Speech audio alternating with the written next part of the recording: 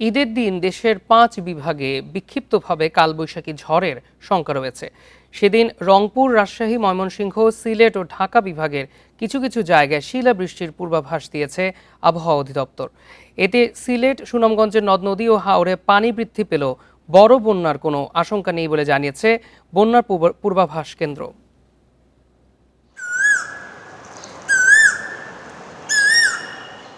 চৈত্রের খরতাপ প্রকৃতিতে বাংলা পঞ্জিকার শেষ মাসে শুরু হয় গ্রীষ্মের আবাহন। এ সময় শীতের রুক্ষতা ভেঙে বনানীতে জন্ম নেয় সবুজ কুঁড়ি। আবহাওয়া অধিদপ্তরের তথ্য বলছে, দক্ষিণ বঙ্গোপসাগরে মৌসুমের স্বাভাবিক লঘুচাপ সৃষ্টি হয়েছে।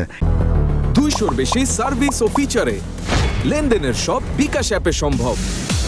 এর প্রভাবে এখন সারা দেশে বিক্ষিপ্ত শিলাবৃষ্টি ও ঝোড়ো হাওয়া বয়ে যাচ্ছে।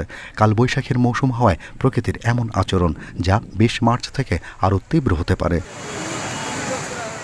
ঈদের দিন রংপুর, রাজশাহী, ময়মনসিংহ, সিলেট ও ঢাকা বিভাগের কিছু কিছু জায়গায় কালবৈশাখী ঝড় হতে পারে।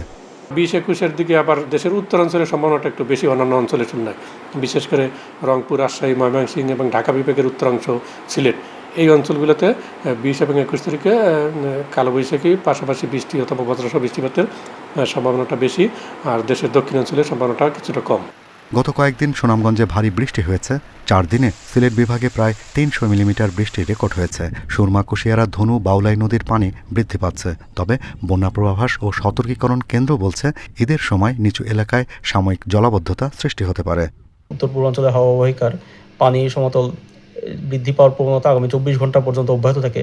পরবর্তীতে স্থিতিশীল হয়ে আসতে পারে এবং তৎপরবর্তীতে হ্রাস পেতে পারে এবং প্রাক মৌসুমী বিপদসীমার নিচ দিয়ে প্রবাহিত হতে পারে। কালবৈশাখীর পর মার্চের শেষের দিকে মৃদু তাপপ্রবাহ বয়ে যাওয়ার সম্ভাবনা রয়েছে। তবে এপ্রিল মাসেও তীব্র তাপপ্রবাহ থাকতে পারে বলছে আবহাওয়া office. Shahriar Anirban, independent news, Dhaka.